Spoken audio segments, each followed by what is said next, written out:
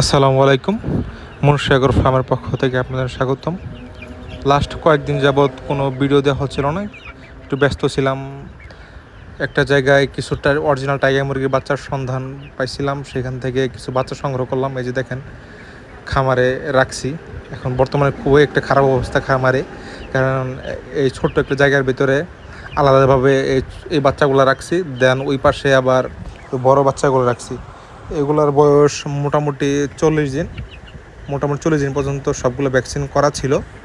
আমি অনেক দূর থেকে এই বাচ্চাগুলো সংগ্রহ করছি। এগুলা আমার কাছ থেকে 250 টাকা পিস নিছে। টোটাল আমি 17টা বাচ্চা এখানে ক্রয় করছি। 17টার ভিতরে আপনার 14টা হচ্ছে মুরগি আর 3টা হচ্ছে মোরগ। এই দেখতে পাচ্ছেন, এই যে এই পাশে আমার ওই যে আগের বড় টাইগার মুরগিগুলো রাখছি, দেন এই পাশে হালকা একটু বেড়া দিয়া আপনার ছোটো বাচ্চাগুলো রাখছি। প্রথমে একসাথে রাখছিলাম, দেখা যাচ্ছে খুব মারামারি করে, পরে আলাদা আলাদা রাখছি।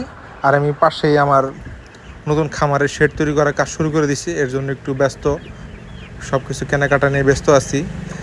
খামারটা করতে কত টাকা খরচ পড়ে বা কত ফিট বাই কত ফিট করতেছে বিস্তারিত সব কিছু আপনাদের মাঝে তুলে ধরবো ইনশাল্লাহ। পাশেই থাকবেন। এই যে দেখেন বাচ্চাগুলো কোয়ালিটি মার্শাল্লাহ অনেক ভালো, এটা দেখে বোঝা যাইতেছে।